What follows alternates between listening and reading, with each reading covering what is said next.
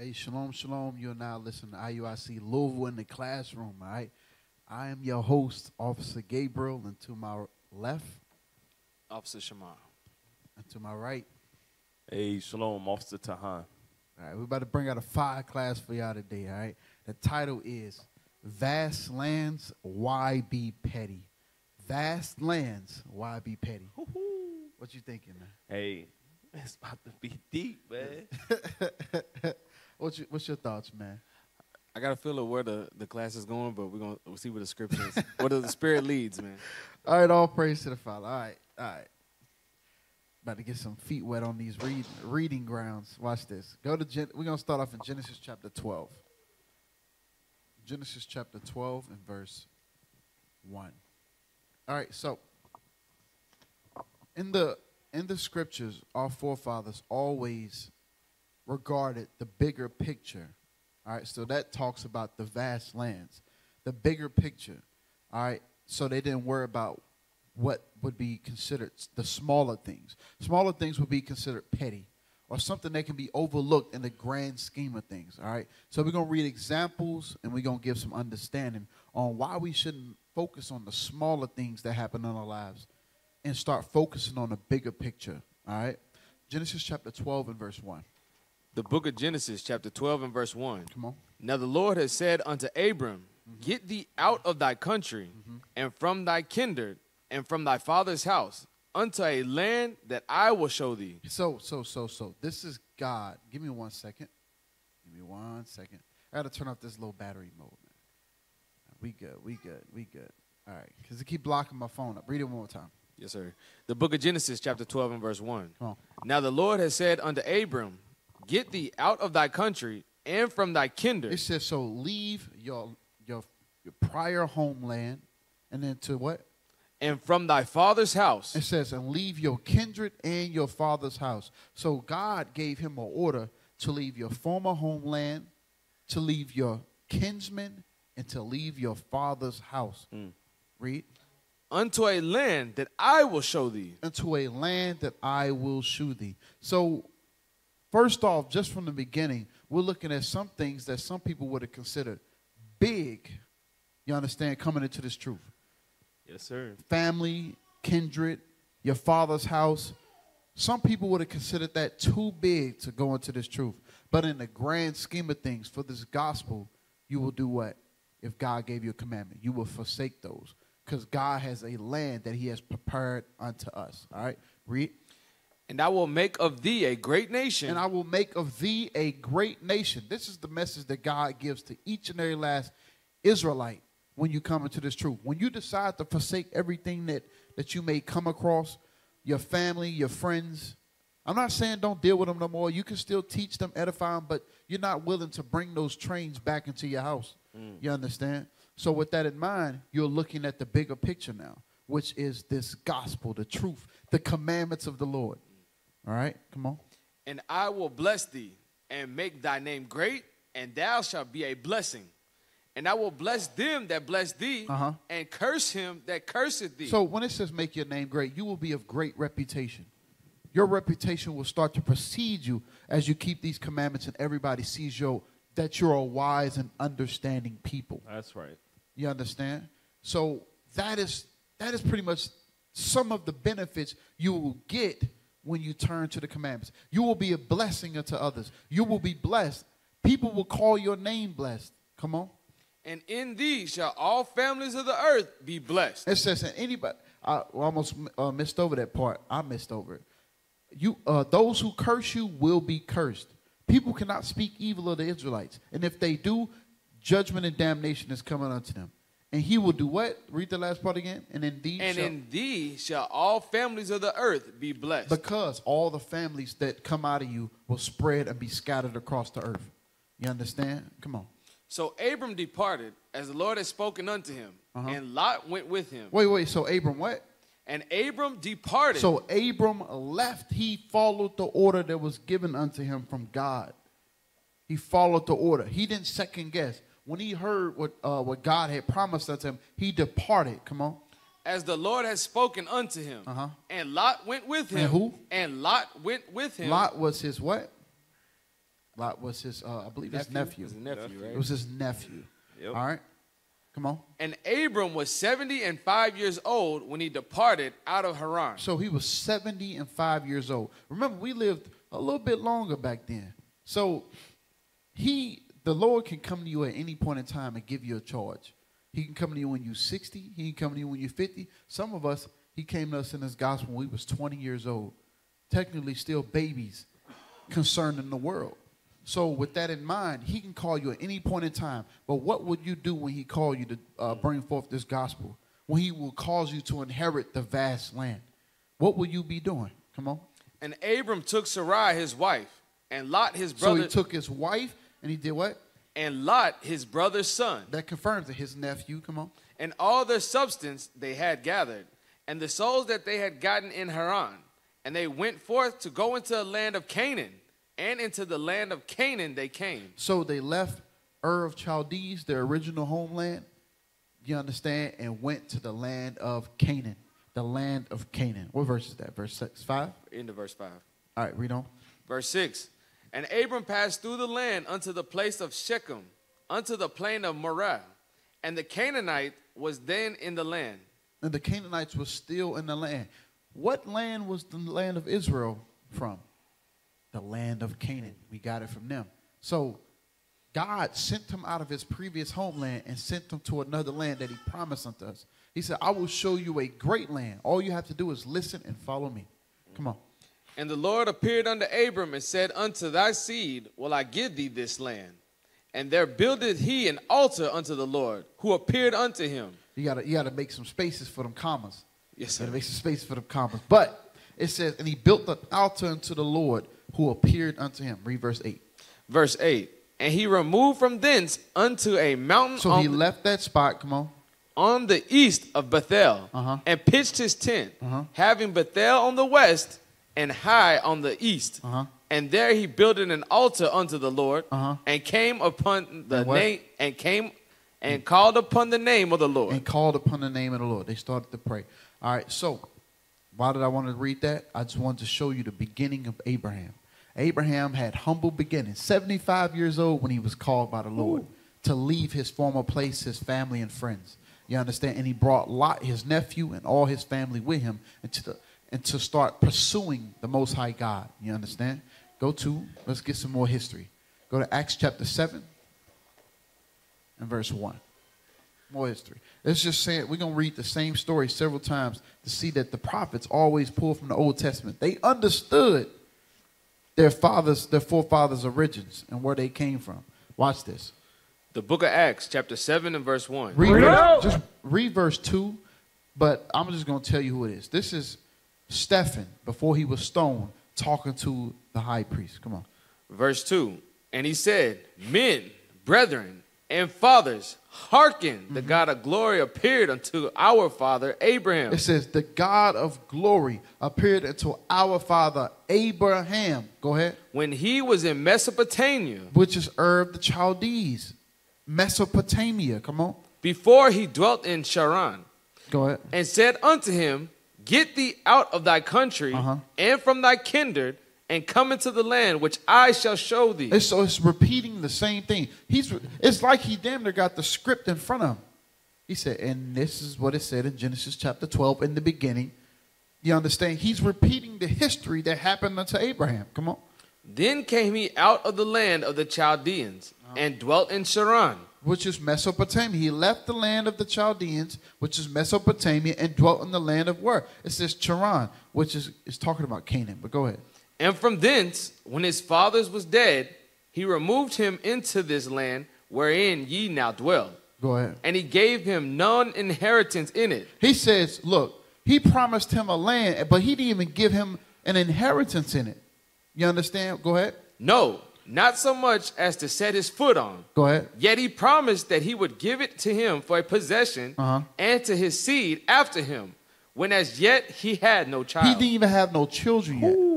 That was a different promise within itself. He said, I'm going to make families out of you. Like, man, I ain't even got no children. But, hey, whatever you say, Lord, whatever you need me to do. It was a promise of vast and wide lands. I use wide for a reason. It's a promise of vast and wide lands. yet he did not see it. He didn't even see it yet. Come on. And God spake on this wise, that his seed should sojourn in a strange land, and that they should bring them into bondage and entreat them evil 400 years. The nation, and the nation to whom they shall be in bondage. So he's talking about the land of Israel right there. You can read a little bit slower, but it says he's talking about the nation of Israel. The nation of Israel in there. We sojourned in a land that was not ours. We was held into bondage for up to 400 years in Egypt. Come on. And the nation to whom shall be in bondage will I judge, said God. And after that, my man speaking Spanish. You can read this slower. Read it slower. Yes, sir. Go ahead. And after that shall they come forth and serve me in this place. So once I redeem this people and judge this people, I will bring them into the land that I promised unto you, Abraham, and they will come and serve me. This is what was told to Abraham in the beginning, and he haven't even seen it yet. What is that showing you? When you start to move past the petty, the things that beset us, when you move past the sin and start focusing on the grander things, the vast lands, you understand? The Most High will make your way prosperous. But when you start you have to take a stop at every single last petty thing that come across your way. Every little step.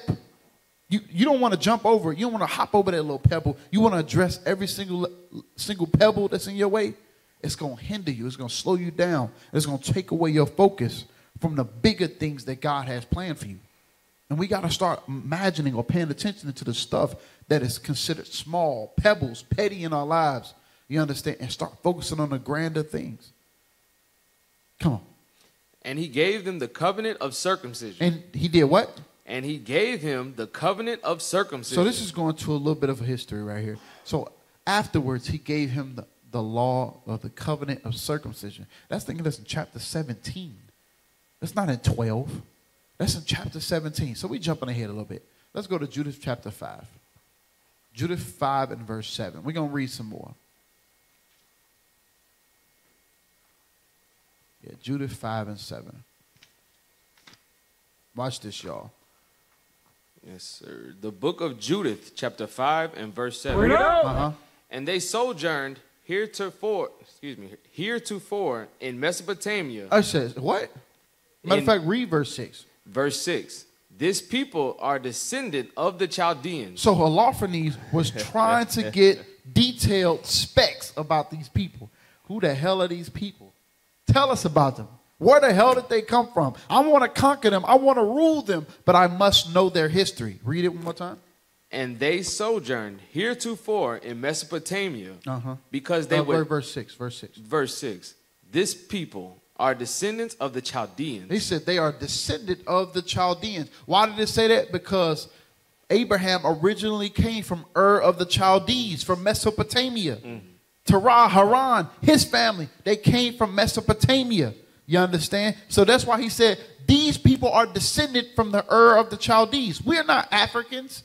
We're not Babylonians, ancient Babylonians. He's just saying that our forefather Abraham came from that land. Watch this. Go ahead. Verse 7. Verse 7. And they sojourned heretofore in Mesopotamia because they would not follow the gods of their fathers. This is why were we in Mesopotamia? Because we did not want to follow the gods that Haran was serving, that Terah was serving, what's the other brother? Nahor was serving. He didn't want to follow the gods that they were serving, so he dwelt in Mesopotamia, and that's where God found him at and said, you need to leave this place because your fathers is off. They off. You need to leave them and you need to come and serve me. Read on. Which were in the land of Chaldea. For they left the way of their ancestors. They left the way of their ancestors. The ancestors are talking about Haran to Nahor to Terah. It's talking about them. Them was the ancestors of Abraham. Come on. And worship the God of heaven. The true God. Not the rocks and pebbles. Not the, remember, because not the false gods that the other nations serve. Remember, they had gods for everything. This is the pen God. He helps us write things down and memorize things. No, it's just an item. It does not breathe as the true living God breathes. Come on. the God whom they knew. So they cast them out from the face of their gods, and they fled into Mesopotamia. It says, look, it says fled, but remember, God came to Abraham, and he left willingly. He said, I got to get out of here. He just made haste when he did it. He made haste. I like that. He made haste to flee from the gods, the bastardist gods of the other nations, of their ancestors.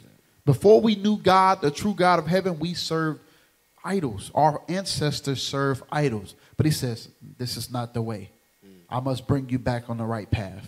You understand? Because remember, after Noah, God was dealing with Noah and his lineage. And then along the way, people go off. Right. You had Nimrod and everything come up, and everybody was serving different gods and idols. You had a whole Sumerian dynasty that came forth and had their idols established. So here in the Ur of Chaldees, you have idols that our ancestors were worshiping. And in the midst of that, as we read, the Lord called Abraham out of that. Yes. So are you saying when niggers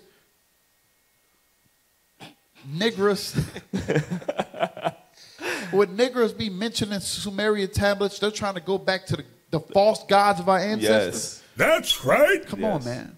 This is nothing new on the earth. Everybody wants to go back to Babylon for some reason. And God is calling you out of it. We need to repent and come back to the true God of heaven. Is that the end on 8? No, sir. Go ahead. And sojourned there many days. Read on. Nope, that's it. Hebrews 11. Yes, sir. Yes, sir. Hebrews 11 and verse 2. 1 and 2, sorry. The book of Hebrews, chapter 11 and verse 1. Now faith is the substance of things hoped for. Faith is the substance of things to be hoped for. What is the vast lands? That's a substance. Ooh. It's a substance, something to be hoped for. Not seen. Not seen. Not seen. Abraham was promised. God promised him so much substance, and he didn't even see it yet. He promised him, bro, you're going to be a nation, you're going to be a father of all families of the earth. I don't have kids. That is a promise of substance, you understand? And you must have faith. But it's the substance of things hoped for. Go ahead.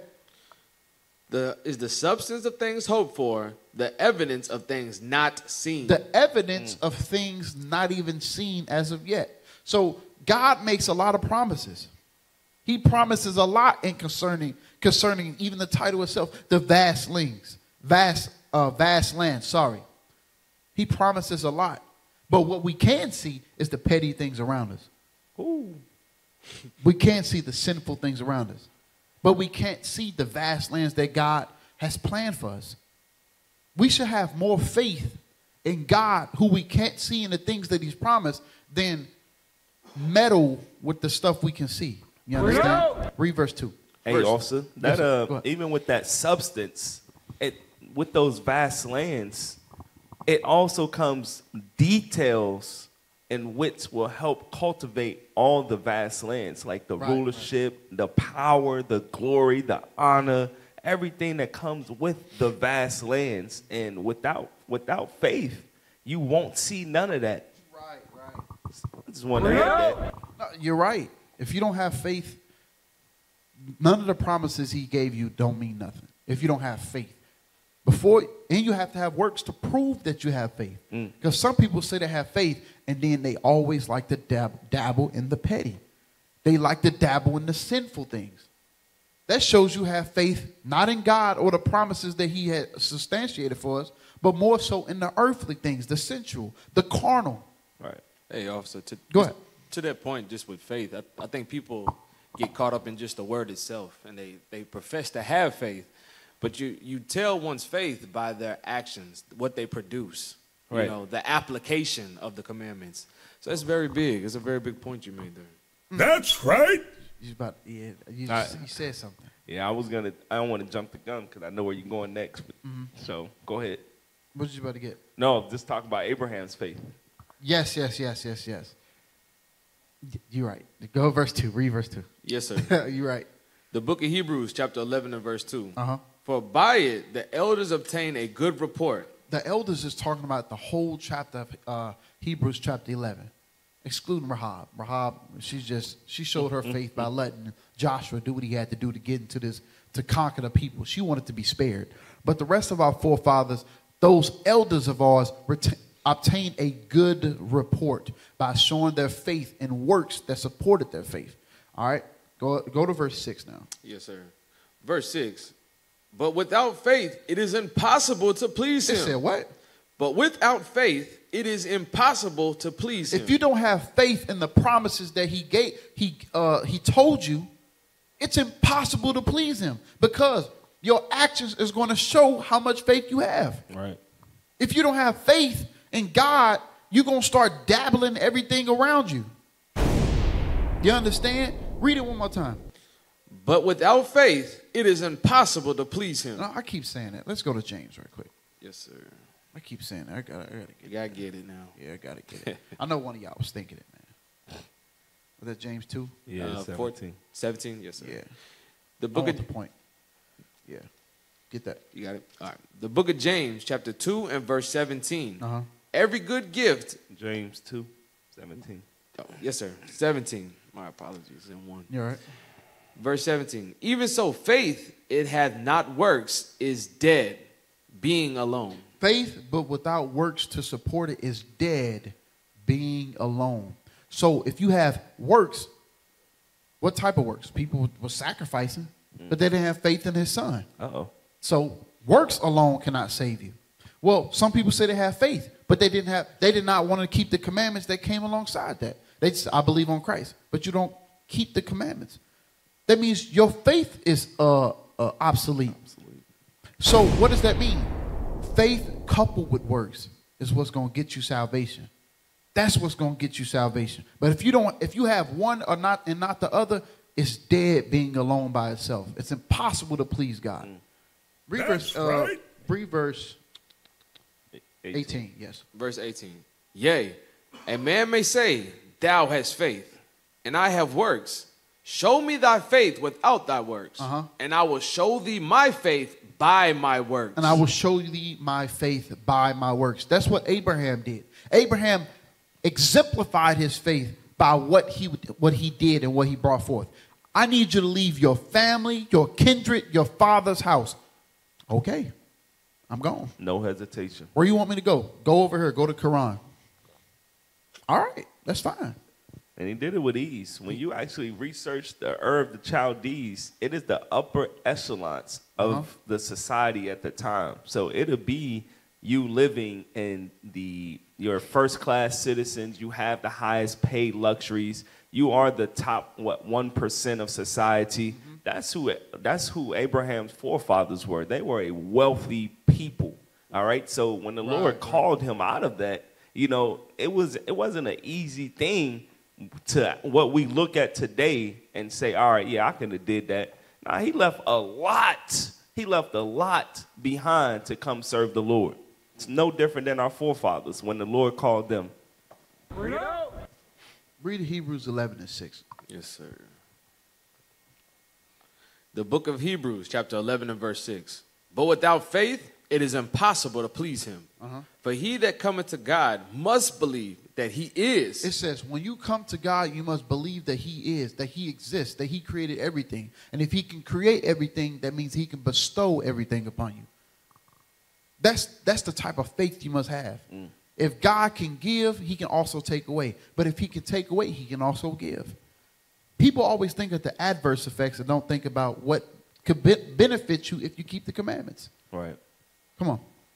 And that he is a rewarder of them that diligently seek him. He is a rewarder of them that diligently seek him. You must do what? You must, 2 Peter 1:10 right quick.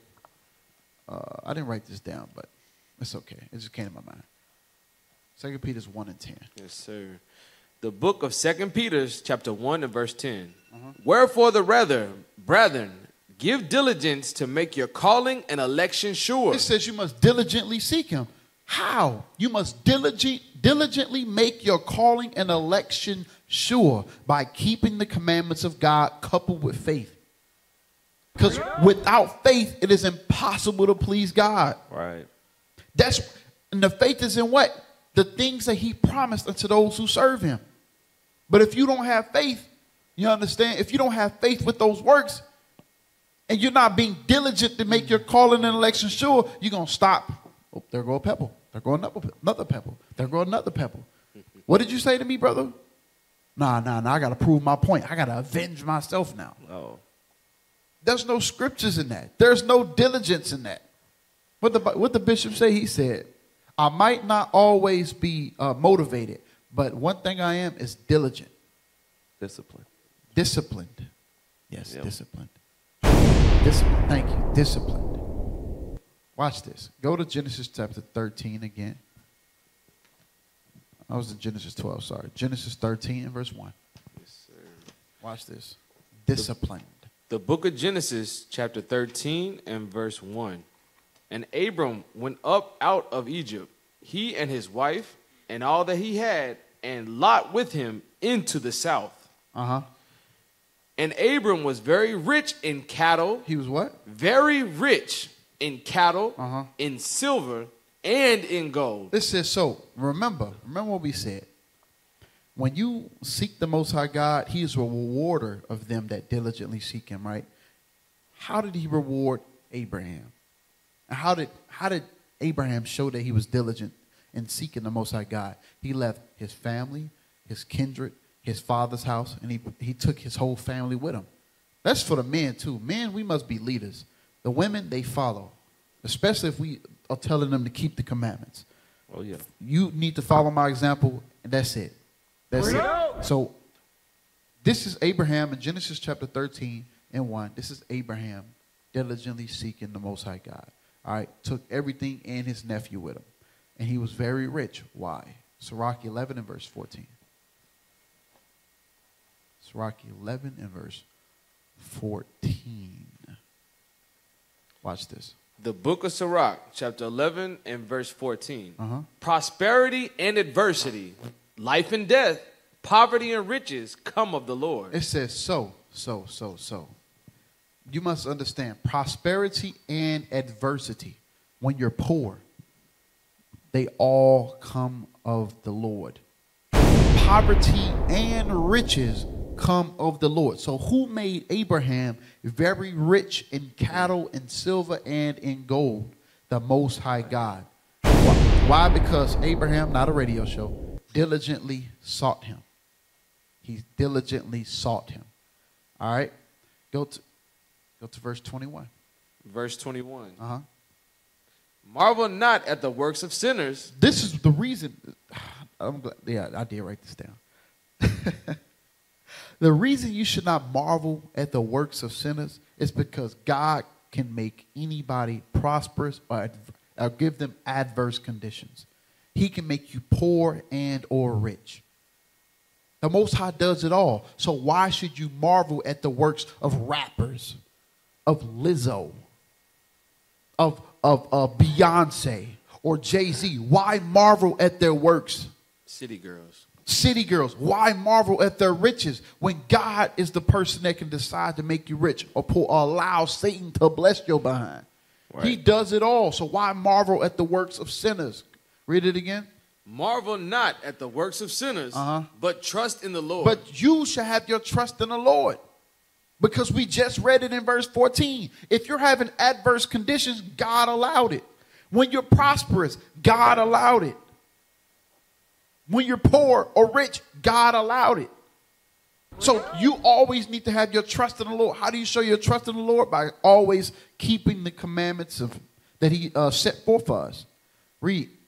And abide in thy labor. It says abide in what? Abide in thy labor. For it is an easy thing. Is it a what? It is an easy thing. It is an easy thing. Like easy like Sunday morning. It's an easy thing. Just like it's easy for you to flip a light switch is an easy thing. Come on. In the sight of the Lord, on the sudden to make a poor man rich. On the sudden. He said, I can do it at my pleasure. Like in a snap to make a man rich and or poor. It goes both ways. Because some people, they marvel, they like to exalt themselves in their riches, forgetting that the same way he allows you to be rich, he can flip a switch and you'll be poor. You'll be brought low. That's why it says in Proverbs chapter 30, it says, don't make me rich for I will forget you. But don't make me poor because I'm going to steal. Make me content. Hey, officer, can I get a script on that? Yes, go ahead. Just showing it was this wisdom our forefathers possessed. Even like how we going back to the Old Testament, the prophets, they all spoke the same thing. 1 Samuel chapter 2 and verse 7. It's pretty much the same thing what we just read in Sirach.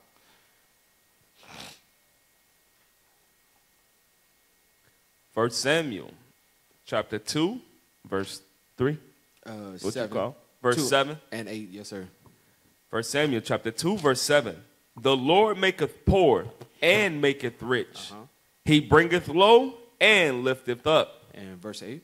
He raiseth up the poor out of the dust and lifteth up the beggar from the dunghills. So whatever circumstances you're in, the Lord allowed it and saw fit for you to be in that position that you're in, but still not envying the glory of sinners to try to appease and work your own will.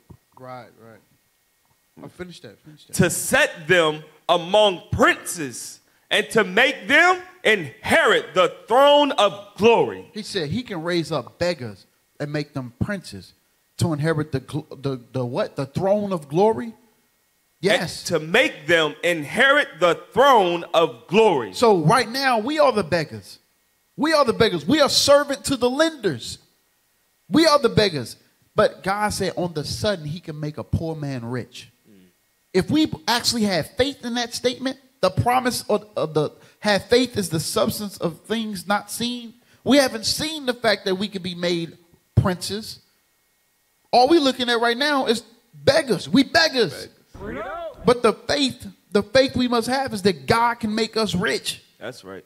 And we already rich because the kingdom of God is promised to the 12 tribes of Israel. That's right. Yes, sir. Is that on the last verse? For the pillars of the earth are the Lord's, and he has set the world upon them. All right, let's go back to Sirach 14, Sirach 11, and verse 22 right quick. The book of Sirach, chapter 11 and verse 22. Come on. The blessings of the Lord is in the reward of the godly. The reward of the who? The reward of the godly. The blessing of the Lord is in the reward of the godly. Those who will be blessed are those who are keeping the commandments of God. But if you decide not to keep the commandments of God, you will not be blessed. You could be cursed in this life. Or Satan can say, or God can say, Satan, you can go ahead and give him whatever you want because I got him set up for 2/3. That's his destiny. He's predestined to die. So go ahead and make him feel good now because he's going to have everlasting damnation. Read on. And suddenly he maketh his blessing to flourish. And he can make his blessing suddenly flourish. Especially for those, like I say, and I'm telling you, some of us, we like to dabble in all the petty or the sin and stuff like that. It's because we be forgetting that God can make you rich in an instant. He can make your blessings flourish in an instant. Well, I ain't been blessed yet, so I might as well dabble in sin. Right. I ain't been blessed yet. I might as well indulge in this petty argument, the strife. You understand? It's because we not paying attention that God can he can change your situation in an instant. He controls your situation.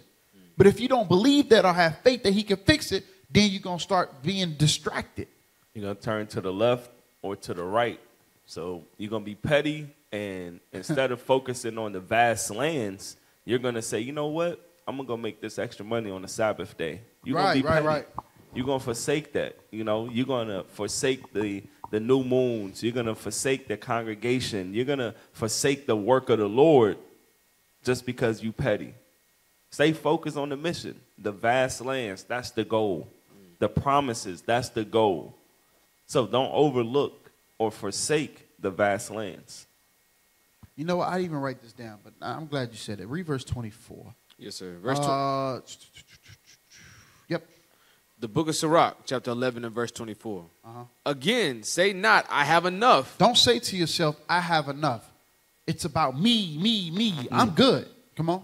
And possess many things, and what evil can come to me hereafter? I got so many assets. What evil can come to me? I'm well off. Satan has blessed me beyond measure. I'm straight. Read on. In the day of prosperity. In the day of your prosperity. There is a forgetfulness of affliction. You usually forget that you were once afflicted. I'm telling you, the reason that I'm telling you we get distracted is because we be forgetting about the Most High God. We forget what he can do to us. Come on. And in the day of affliction. In the day of your affliction, when you're getting jacked up, come on. There is no more remembrance of prosperity. There's a forgetfulness of your prosperity. When we get jacked up, we be forgetting that God can bless us. He can make it in a sudden for our blessings to flourish. That's why we have to stay honed in on the commandments of God. If you're not focused on the commandments or focused on the Lord, you get distracted and you forget that he could make you prosperous. All right. Hey, can I get a script off? Yeah. Luke 12:15. Got you.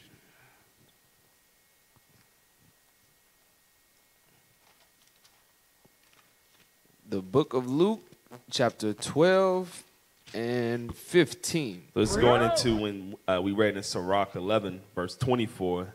Say not, I have enough and possess many things, and what evil can come to me hereafter. Right. Read on. And he said unto them, take heed and beware of covetousness. So Christ, he's given us a warning. Said, take heed and beware of covetousness, the indulgence, right? Losing focus on what's really important. Read.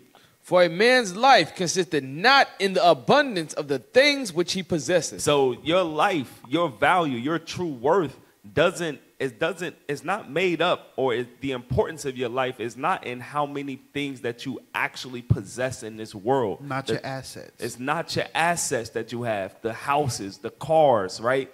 The lands in which you own in this life, this world. That's not what's important, all right? So we have to stay focused on the keeping of the commandments and staying away from being covetous. Because when you're covetous and you're focused on the things of this world, you'll begin to marvel at the works of sinners. You'll begin to lose focus on the promises of God and say, you know what? I'm going to have 2 or 3 jobs to work up and forsake the commandments of the Lord. You're going to go after many women. You're just going to store up many things on this earth. All right? So understand that your life does not consist of the abundance of things in which you possess. All right? But keeping of the commandments, the faith in Christ. Damn. It's funny you said that, because most of the people, they have abundance, they have faith in their abundance because they believe they earned it, that God didn't give it to them. Wow. Imagine, just to that point, what if Abraham thought like that? What if he had that mind frame? Yep. He'd have never left the Ur Chaldees. He never would have did this, what we're about to read in Genesis 13 and verse 3. Sir. Watch this, y'all. The book of Genesis, chapter 13 and verse 3. Mm-hmm. And he went on his journey from the south, even to Bethel, unto the place where his tent had been at the beginning, between Bethel and Hai, unto the place of the altar which he had made there at first, and there Abram called on the name of the Lord. You read about that in Genesis 12. Read on. And Lot also, which went with Abram, had flocks and herds and tents. So Lot also had an abundance. So this is going to go into that Luke chapter 12 and 15. This is going to go into the Sirach 11.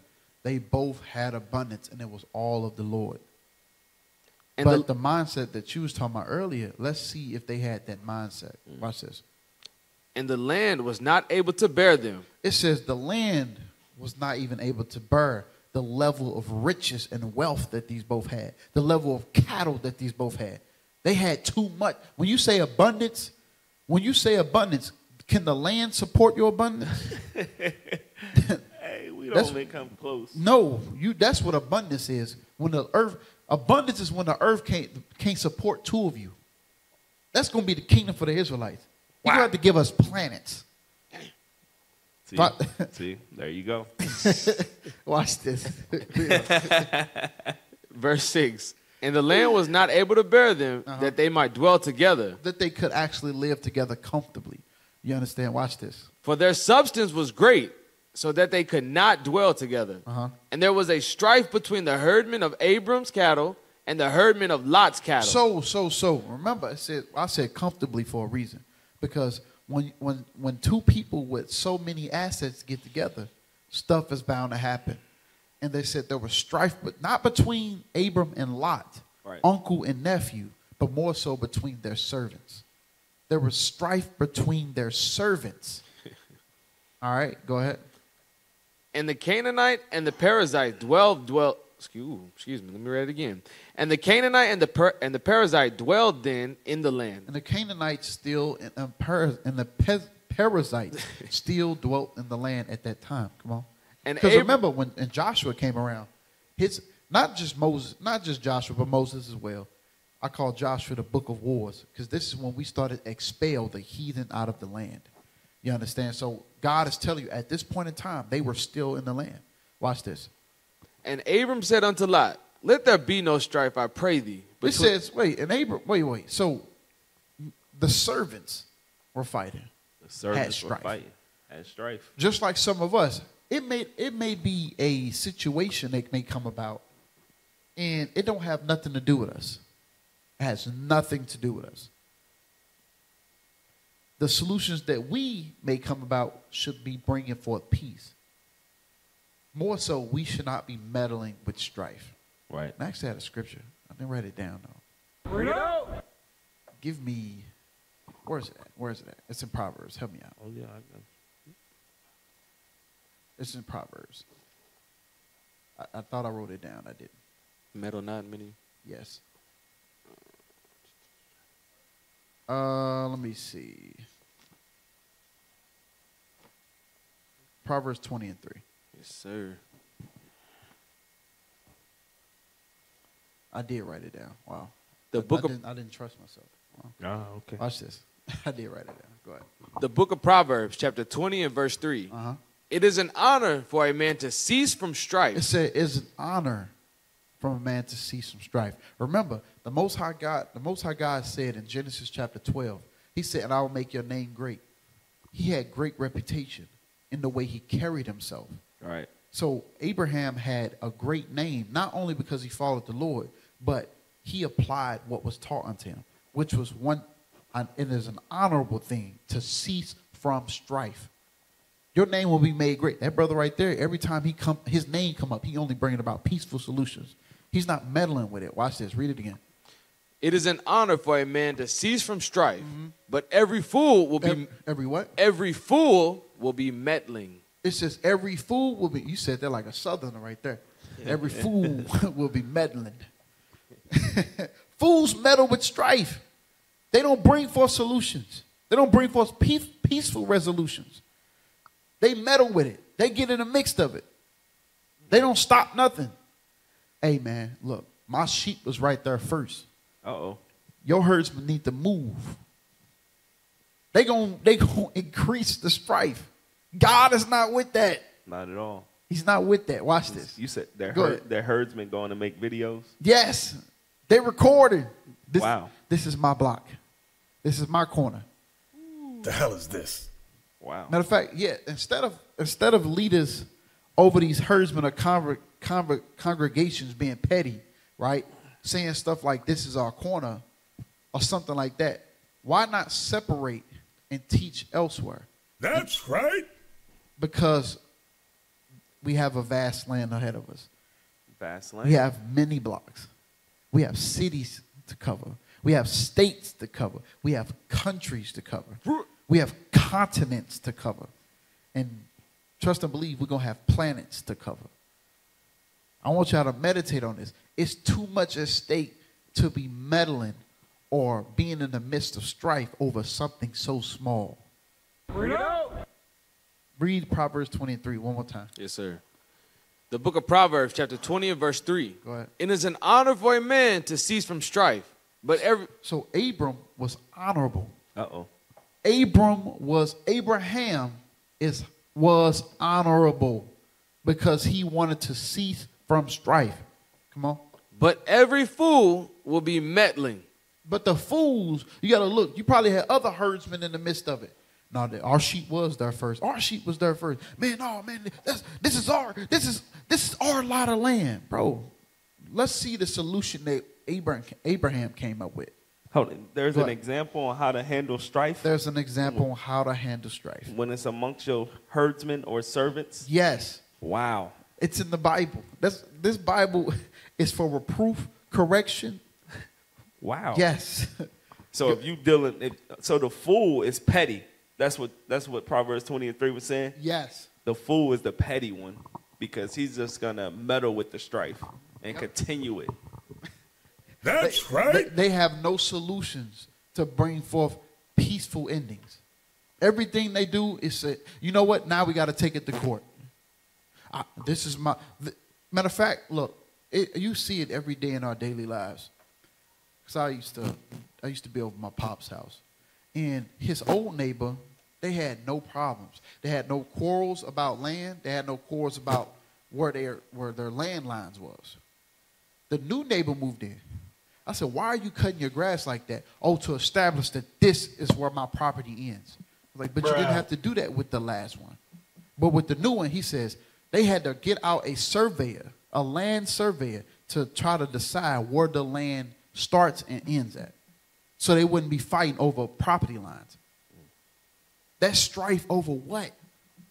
The Bible has the solution. We're going to get it. Get Genesis chapter 13. Yes, sir. Verse, I think we left it 8. Yeah. The book of Genesis, chapter 13 and verse 8. And Abram said unto Lot, let there be no strife, I pray thee, between me and thee, and between my herdmen and thy herdmen. For we be brethren. We be what? We be brethren. We be brothers. When you see some strife, it's because you should see the bigger picture. Why are we fighting? We brothers. That's right. Or you could be like Cain.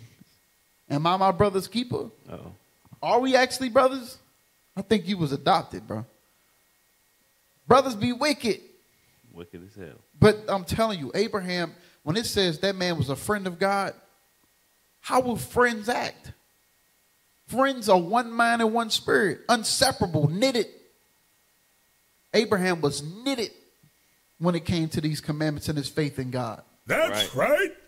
Read it Hey, again. and one thing that Abram understood is that he said, let there be no strife, I pray thee, between me and thee. They weren't even present. But he understood if we don't put a stop to this, the strife is going to come between us as the leaders of these herdsmen. Abram understood that. That's what a great leader does. He understands that if we don't put a stop to this, it's going to jump on us. And that happens with women too. Women, the wives will be fighting, and they go home and pillow talk to their husbands and bring the strife between the husbands. Your wife said this. Well, your wife said that. All right, now we about to beef because women? The hell is this? The women are comparable to servants if you read 1 Peter chapter 2 and 1 Peter chapter 3. That's why he uses that analogy. They compare it to servants. If Abraham was able to come to a peaceful resolution or solution with their servants, why can't we do that with our wives? Oh, yeah. Why can't we do that with our wives? You had the thought? Yes, sir. It kind of segued right into that Numbers 11, what we was talking about with Joshua and Moses at the time, and how Moses handled the envy of Joshua at that time. Go ahead and get it. Yes, sir. Bring it out. Numbers 11 and verse 25. I'll read it. Yes, sir. Numbers chapter 11, verse 25. Bring it out. And the Lord came down in a cloud and spake unto him, and took of the spirit that was upon him, and gave it unto the 70 elders.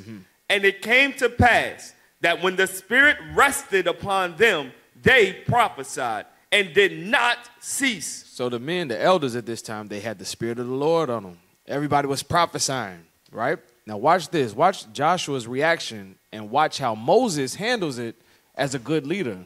All right, jump to verse 28, officer. Verse 28.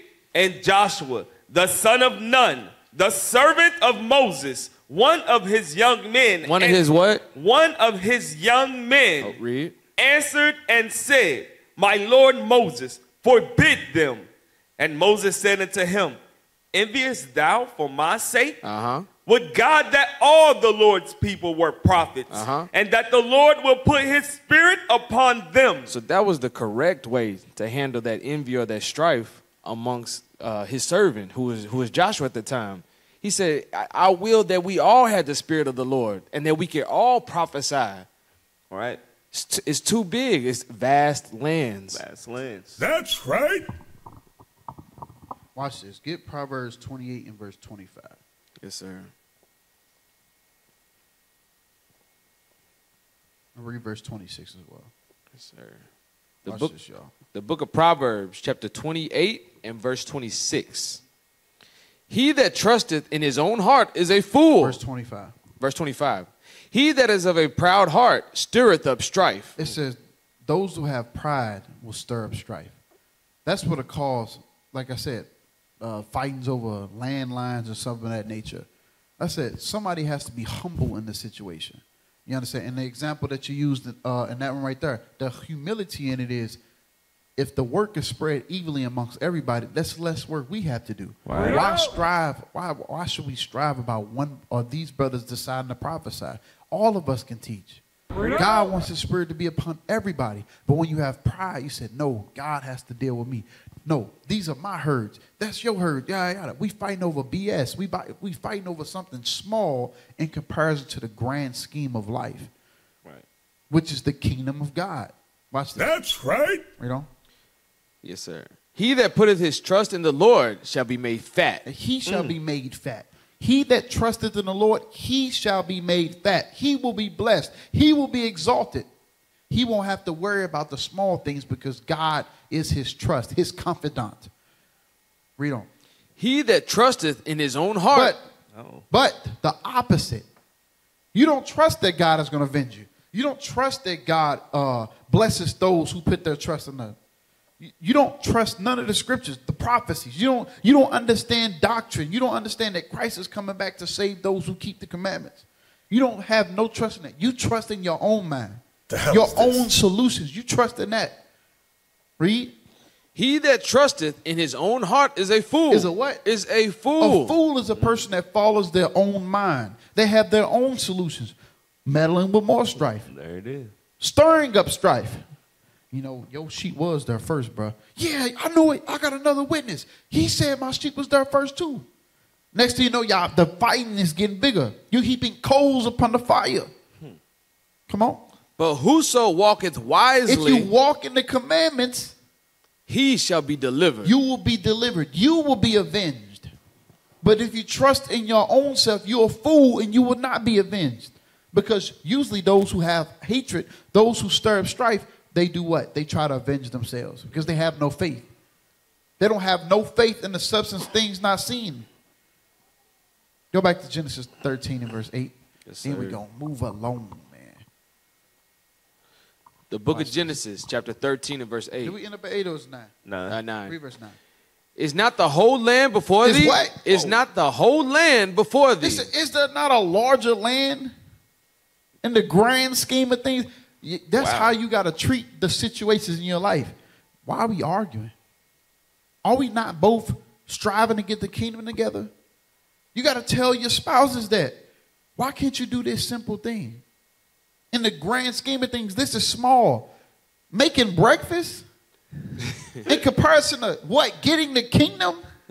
This is small. That's right. A sister said, what? In comparison to the kingdom?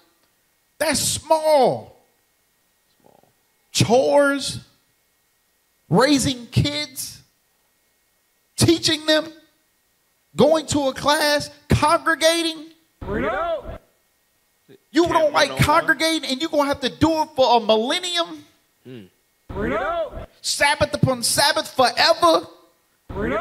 You don't want to do it for a season?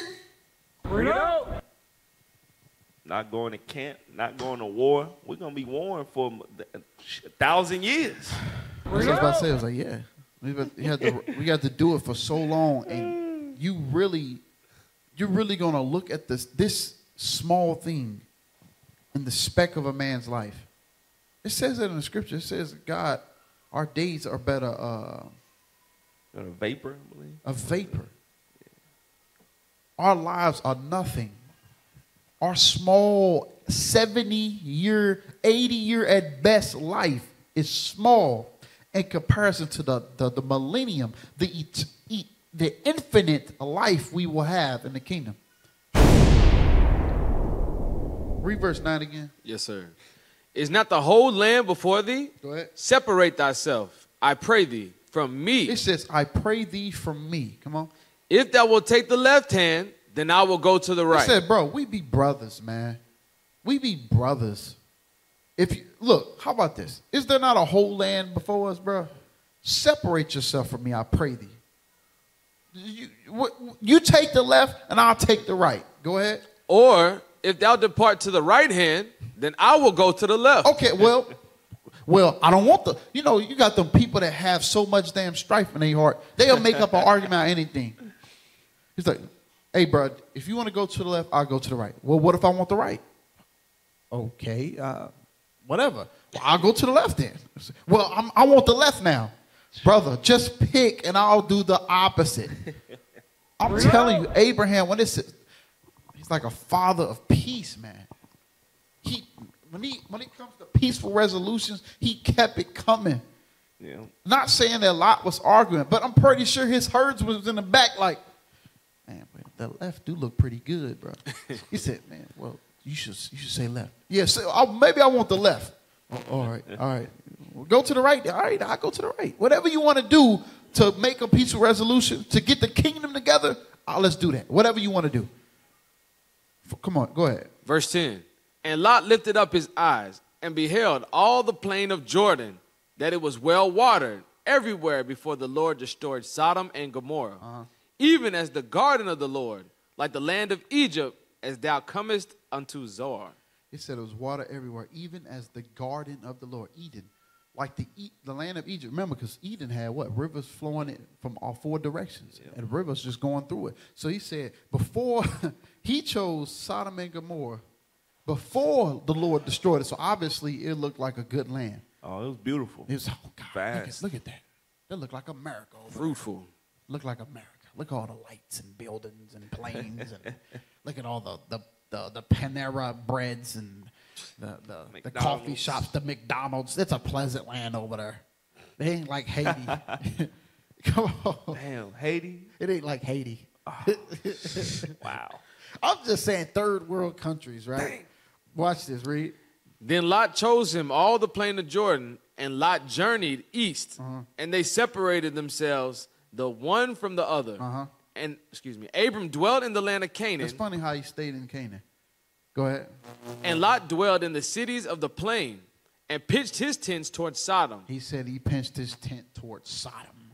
He said, I'm going to go over there. It look amazing over there. Then not knowing that there was flaming homosexuals over there. Jesus. What the hell's that? All right. You had a thought? No. Just actually, I do have a thought. But this is how, you deal with strife. This is how you bring forth honor. Because remember, Abraham was a friend of God, keeping the commandments. And Lot was righteous as well. Right? We got to understand that Lot wasn't just a nigger that didn't give a damn. He paid homage and reverence to Abraham, who, when Lot saw Abraham, he knew that the Lord was with him, and he knew who Abraham was serving.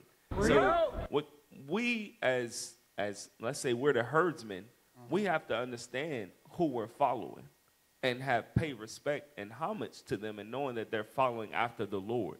All right, so we have to humble down and be obedient servants at the end of the day, and follow after these examples in which the righteous are setting forth. That's right. Now, this next portion, still in the same vein, go to Sirach chapter 28 and verse 1. What I want to focus on in this portion is, give me a second. We need to start meditating more on our respective relationship with the Most High God, than your momentary bout or strife with a brother and or sister who is made in the image of God.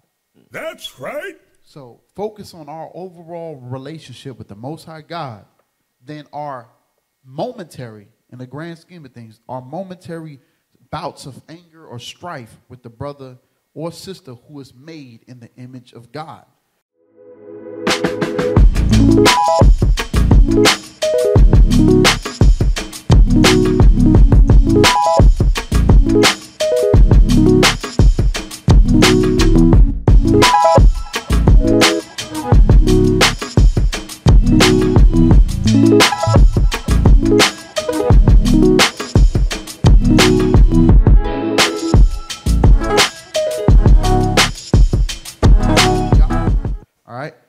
Sirach 28.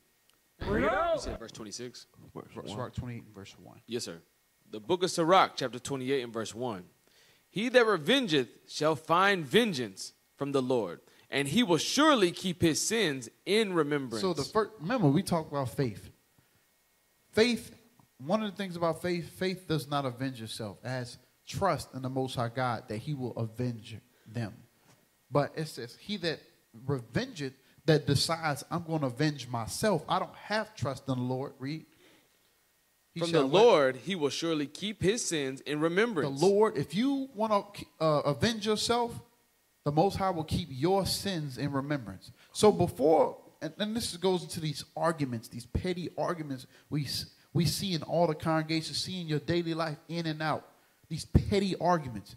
Every time you decide you're going to indulge in that argument, the Most High is keeping your sin in remembrance. The sins you've committed in secret, he's going to keep those in remembrance. Watch this. Verse 2. Forgive thy neighbor the hurt that he has done unto thee. Wait, what? Forgive thy neighbor the hurt that he has done unto thee. Stop being petty. Forgive the neighbor the hurt that he has done unto you. So shall thy sins also be forgiven when thou prayest. He will not keep your sins in remembrance. If you can forgive the neighbors or stop being petty yourselves, the Most High will forgive the sins that you've committed. He will not keep your sins in remembrance. But the reason the Most High, I'm telling you, when the day of judgment comes, he got this long book, he's going to be like this. It's like, man, I ain't got much. You know, what type of, maybe my sins is like the Apocrypha. He's like, no. I kept all of them things stored up, and he just pops it open like that. So in the book of Galatians, chapter 1 and verse 1, you did this, you held this against your neighbor. Let's go to verse 2. This is actually the book of Psalms, Galatians. So you got 147 chapters of how much you've been a nigga. Come on, man. I'm just playing, but I'm just saying, though. Every time we hold something against our brother, the Most High is holding that thing against you. Wow. Come on. One man beareth hatred against another. And does he seek pardon from the Lord? And doth he seek pardon from the Lord? You beareth hatred or stir up strife, or you hold stuff against your brother, but you go to sleep. Matter of fact, you probably look at the prayer post that's sent 3 times a day. You pray 3 times, you trying to ask for pardon. You think God is forgiving you? Wow. The hell is this? He trying to put his soundboard on a map. He is. Yeah. It's like 100 of them things. Hey, and when it beareth hatred, that means you're nurturing that hatred within yourself against that brother or sister. So you got to make sure that you're not nurturing that hatred. Anything he say, the way he walk, the way he talk, he or she, the way she dresses, the hair wrap, whatever, you're nourishing that hatred and burying it. You're not trying to cast it away, but you're holding on to it so much. Instead of just praying for the Lord to remove the spirit from you and praying for the brother or sister, you'll rather hold on to it. That is ridiculous. You're going to die. Yeah. We can't wait for that day. Watch this. Now that you said that, though, go to Sirach 22. 20 and 2. Why stay angry? Everything that person does pisses you off. Everything they do. Look at them shoes she wearing. She dressed like a hoe. Yeah, she dressed like a hoe. That's a whore. I knew she was a whore. She got a modest dress on. What make it? I knew she was a whore. Damn. Look at the shirt she wearing. She's trying to reveal herself. She's trying to steal my man. You have hatred that you've failed to address. You have hatred that you failed to address. Watch this. The book of Sirach, chapter 20 and verse 2. Go ahead. It is much better to reprove. It's much better to what? To reprove than to be angrily. Whoa. It is much better to reprove than to be angry secretly. It's much better to say something than to hold it in and be angry secretly. Just nurturing it. I'm talking. It's like rice. They gotta be steamed. You're cooking that hatred. You're just cooking it, festering it. Think God is not going to hold you guilty for that? Well, that's a new one. Read on. And he that confesseth his fault shall be preserved from hurt. But if you say something, you're going to be preserved from hurt. It's better to say something than to be angry secretly. And that's what we see. But then these same people that hold it in, that angry secretly, you seek pardon from the Lord. You haven't confessed anything to the brother that's made in the image of God like you, but you want to come to me with your prayers? That don't make sense. Make no sense. Go to Sirach 28 again. Yes, sir. Verse 4. The book of Sirach, chapter 28 and verse 4.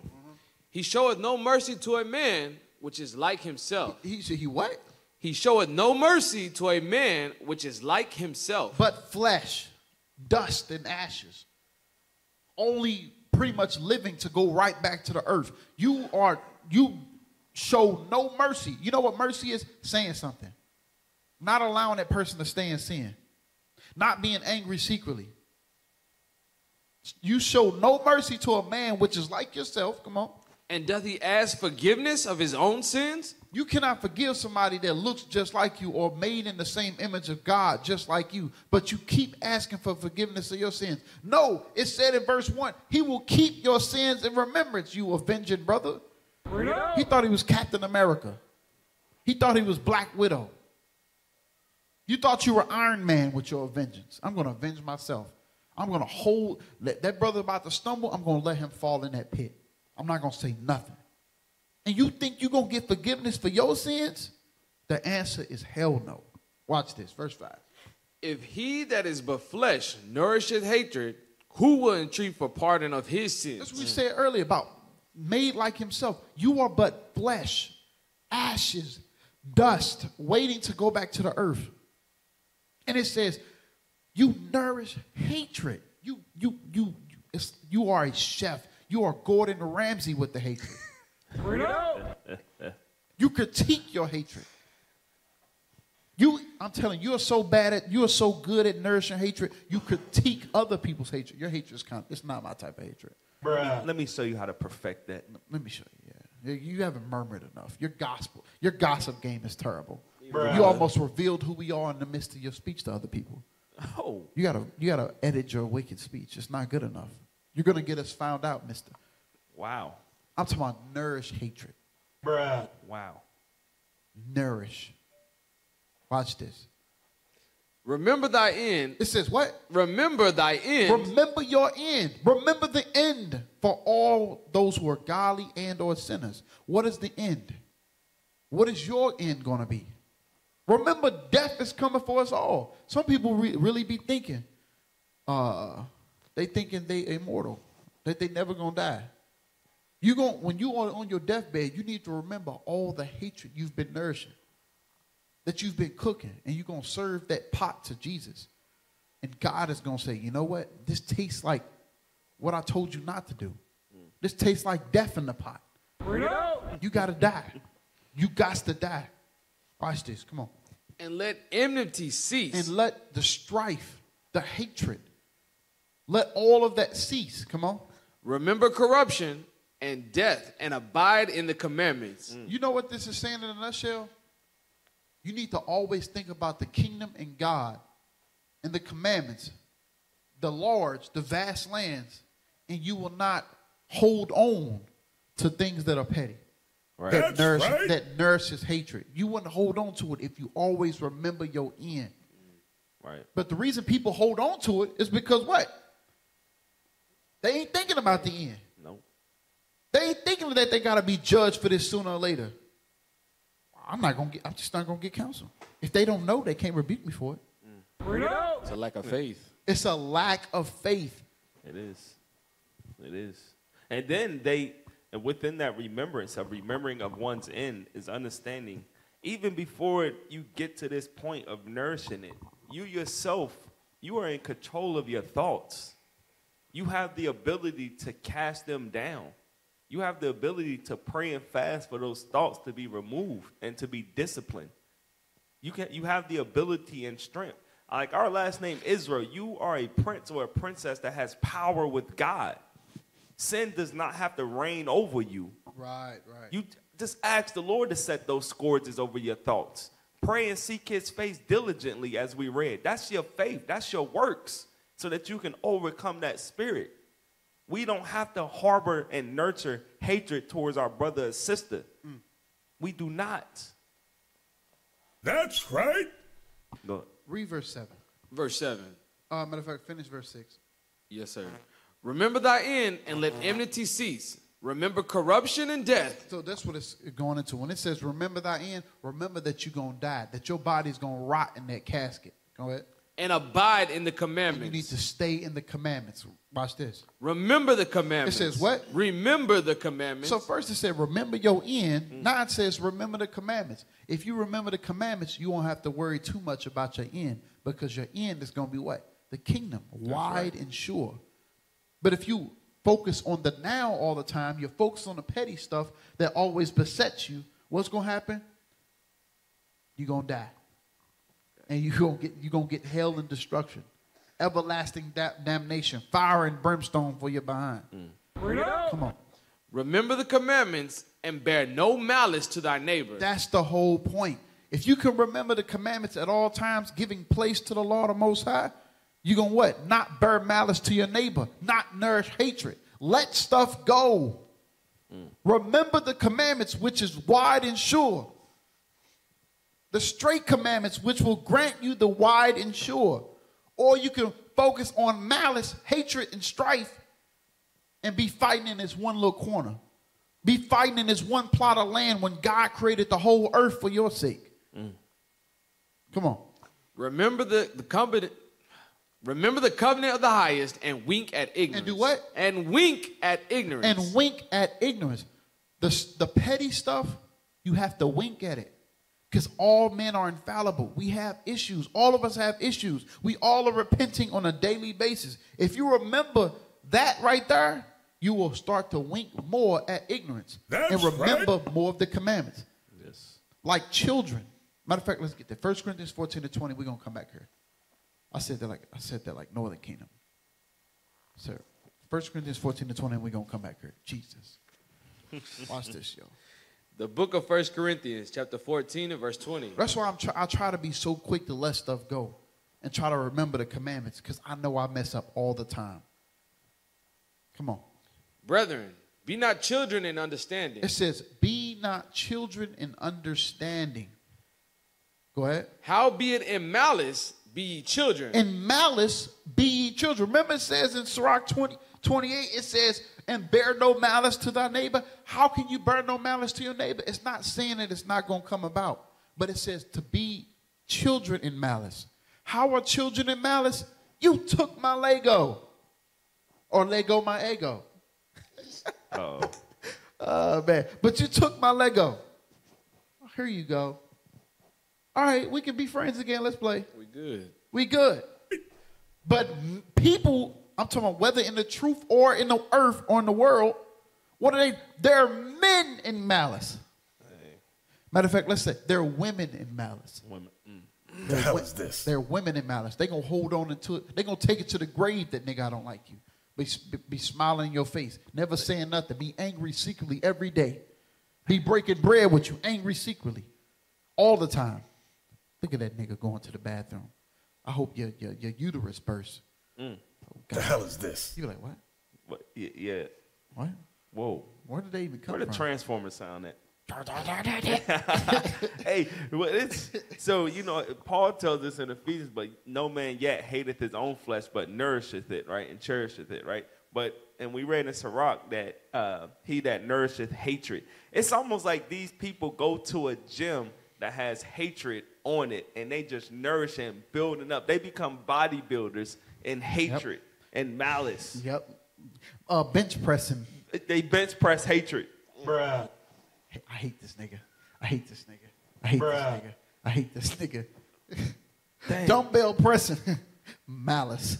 Malice. Malice. And they never put it down. Never put it down. But then the gym in the righteous section is just empty. Ain't no weights over there, bro. The gym in the righteous section is legs day. Oh, man. Wow. Nobody wants to do nothing. Nobody wants to nourish righteousness, but they want to nourish hatred. So it says, be ye children in malice. Go ahead. But in understanding be men. It says, but in understanding be men. What do men do? We find peaceful resolutions like Abraham did. Right. That's We right. look at the greater picture. We always look at the grand scale of things. I understand what you're saying, but on the grand scheme of things, it's insignificant. We can address it right here, and it's going to be fine. But on the same note, just understand there's a bigger battle at hand. Yep. Like brothers stop in the middle of the battlefield to say, look at that rock. Look at that rock. It's like, nigga, what? Bro, there's arrows flying, swords swinging, shields clashing, and you over talking about this rock? We in war, brother. Get your mind in about. Yes, sir. Yes, sir. My mind's back on. Ooh, another pretty pebble. What? And take that nigga out of commission. He cannot be here on the battlefield. But men in understanding, we focus on the grand scheme of things. We focus on the battle at hand. We focus on the commandments. But we are children in malice. We easy to let stuff go. Why? Because we understand we are all the same type of man. We're infallible. We all have issues. We all have problems. Niggas hold on to stuff when they think that this person right here is supposed to be perfect right now. The hell is this? You crazy. You crazy. Go back to Sirach chapter 28. Yes, sir. Verse 8. The book of Sirach, chapter 28 and verse 8. Abstain from strife. It says what? Abstain from strife. What? And thou shalt diminish thy sins. It says if you abstain from strife, contention, or things that could cause friction between your brothers, you will diminish your sins. How is that? Because the Most High God said in verse 1, what was it? Verse, I believe it's 2. Forgive thy 2. neighbor. Yes, 2. It says, so shall thy sins also be forgiven when thou prayest. If you can abstain from strife, the Most High will diminish your sins. He will not remember the sins that you've committed.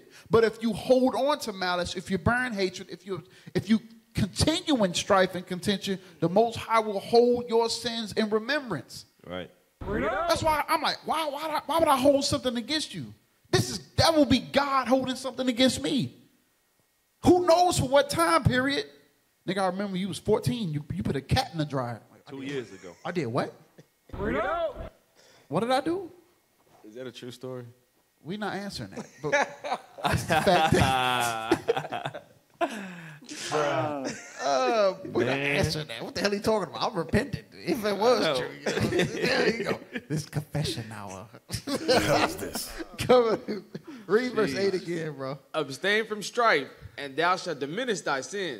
For a furious man. For what? For a furious man. For a furious man, an angry man, you cannot stop his earthly wrath. The reason he has earthly wrath is because he don't even think about the wrath of God. He don't. He does not even consider it. Watch this. For a furious man will kindle strife. He will kindle strife. He'll create it and he'll continue to pick holes on it till it gets started and burn higher. That's what a furious man will do. My anger will not be satiated until I be avenged. What? Hey, can I get a scripture, officer? Yes. Proverbs 19, verse 11. As we go into that furious man, which will kindle strife. But this is a righteous example on how we must conduct ourselves. This is what men of understanding does. Read. You said Proverbs 14 and 11? 19. Yes, sir. The book of Proverbs, chapter 19 and verse 11. The discretion of a man deferreth his anger. So the discretion of men have discretion. Wisdom will teach you discretion. Prudence, that's what discretion is. Prudence. You know, all right, if I conduct myself in the manner of anger, right, then this is the outcome of it. But it says the discretion of a man deferreth his anger. He won't get to the point of being so angry that now he's going outside of what the commandments of God says. So the discretion of a man will defer his anger. He won't get to that point because he has that much discretion and understanding. He knows that his brother is fallible. He knows that we all make mistakes. He therefore can go back into what Sirach 28 says. He will wink at ignorance at times. He will speak to his brother. He won't be angry secretly. All right? Read. And it is his glory to pass over. It's his what? It is his glory to pass over a transgression. It's glory to pass over a transgression. All right? Understanding that you're just not saying, okay, it's okay for a brother to sin against me, but you understand that right, it's a bigger picture. I'm not going to hold that against my brother. I'm going to speak to my brother, and we're going to learn from it and grow from it. That's glory. That's honor. That's what we read earlier. It's honor to abstain from strife. That's right. That's right. So that's what we must all have as brothers, as sisters, when we're in this truth. We must all want, as men, as it's referring to, we must have that discretion where it defers our anger. We're not mad so quickly. We want to go and talk to our brother, and we can ignorance. Like, bro, we got a city to conquer. International, bro. over islands type stuff. Yes. That's the point. That's the goal. That's what we all striving for. So that's what we need to be focusing on. But a man that's a child don't have discretion. Not at all. A man-child doesn't have discretion. Man, wild as hell. Yeah, he's wild. You cannot defer his anger. He does not look at the situation and says, if I'm angry right now, will it kindle strife? That's a furious man. A furious man does not deter his anger. He will exact his anger and avenge himself at that moment, no matter the cost. No matter. He going to say what's on his mind. He's not holding his tongue for nobody. For nothing. For children are sacrifices for his anger. Wow. Go back to Sirach 28. Yes, sir. You on verse 9? Yep. The book of Sirach, chapter 28 and verse 9. A sinful man disquieteth friends, and maketh debate among them that be at peace. He creates and kindles strife. Whoa. It says a sinful man disquieteth friends. Those who disquieteth meaning those that be at peace. He's gonna stir up. I'm gonna stir up war in those who are at peace. To hell with peace. They screaming peace, but there ain't no peace. The nigga that's in his mind all the time. Not in the righteous way. And now you got those who at peace, they debating amongst one another. Debating amongst each other. Because this furious man right here can't shut his mouth. He don't see the time. We out here about to conquer war. He said, but you remember when you did me wrong? Brother, we preparing to go to camp. But you got to bring up something old. Wow. To hell with camp, to hell with war. I got to address this now. Next thing you know, you fighting that camp. Oh, so a gunman come. Man, I'm going to throw him in the way of the gunman. Ooh. The hell is this? Hatred at the highest level. Verse 10. Verse 10. As the matter of the fire is, so it burneth. And as a man's strength is, so is his wrath. So it says, as the matter of the fire is, so it burneth. And as a man's strength, so is his wrath. You can look at, most of the time, some people that have authority or power to do so, their wrath is going to be that much greater. Why? Because they have the authority to do so. You understand? Well, that come with, whoa. That's deep right there. That come when the authority can come with rank. It can. So now that I have more authority or I have more power or strength, it says my wrath is going to be that much greater. Those who are poor or in a lower state, they don't get pissed off that easy. Why? Because it said, well, some of them, they like, I have nothing else to lose. Right. But most of the time, I don't have the strength or the might to handle out my anger. But those who have the power, I'm going to do this. I'm going to judge you this way. I'm going to that. This. Like, come on, man. Come on. Go ahead. And the stronger? Yes, sir. So is his wrath. And according to his riches, his anger rises. And according to his riches, that's why I said position, authority, power, might. It's saying these things usually match with the level of anger someone has. Especially concerning someone that is junior to them in riches, power, might, so on and so forth. If you don't have the power to stop me, I'm going to be that much more hard on you. My wrath is going to be that much more higher. Why is he bugging out like that? Because I have the authority to bug out like this. Who going to stop me? Which one of y'all going to check me? Go ahead. And the stronger they are which contend, the more they will be inflamed. And the stronger, when it's two people of the same might, depending on the level of their authority or power, it's going to be that much, that contention is going to be that much more power. Nobody of junior status or lower status is going to be able to stop them or get in the midst of them. I say junior, not disrespectfully, but those who are of lesser authority, there's nothing you can do to stop them when it's two people trying to contend and they both consider themselves strong as hell in the power of Satan. Right. Who raised you? That's no different than what we see in the news today between the U.S. and Russia. Yes. Same authority, power, but They going at it. Who gonna hop in the midst of that? Yeah. Who want it? Nobody want no smoke. Somebody gonna have to fall, or somebody gonna have to take the laurel. As we brought on in our last class, why not suffer to be defrauded? Somebody has to take the laurel so peace can be ensued or put in place. You understand? But contention comes from those who are furious, anger, and they love to avenge themselves. Read verse, what was that, verse 10? Yes. Read verse 11. Verse 11. A hasty contention kindleth a fire, and a hasty fighting sheddeth blood. It says a hasty contention, those who are quick to fight, you understand? They kindle fires. And it says, a hasty fighting sheddeth blood. Those who are hasty in fighting, they're going to bring forth blood. You can't be around people like that, people that can't see the bigger picture. They so quick to be in contention. They so quick to fight or want to put hands on somebody. You can't be in contention with people like those.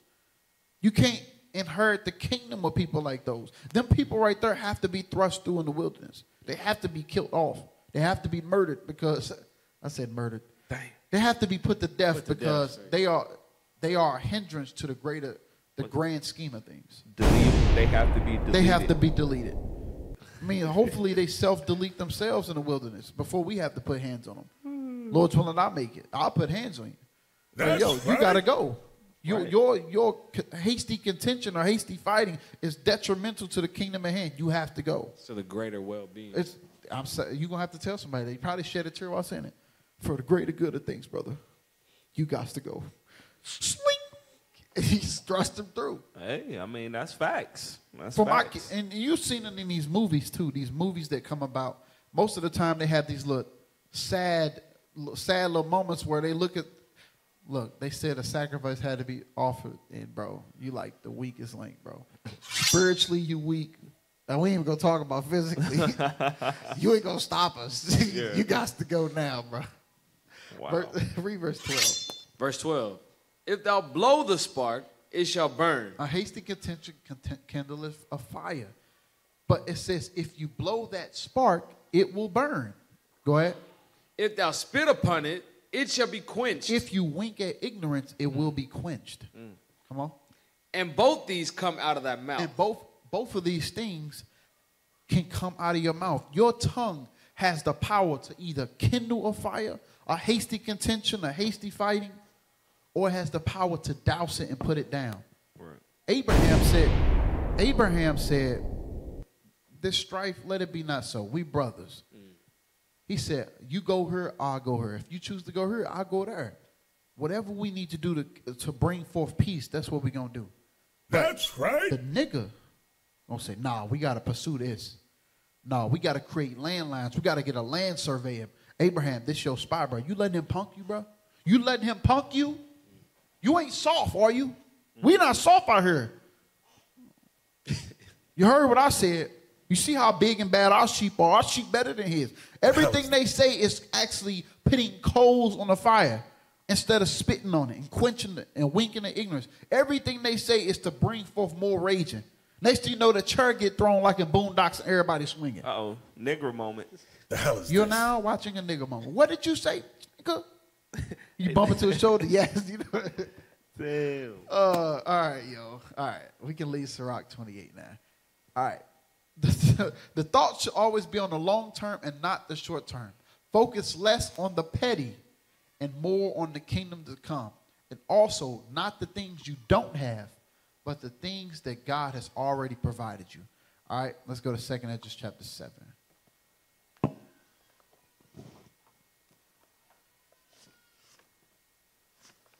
Verse 1.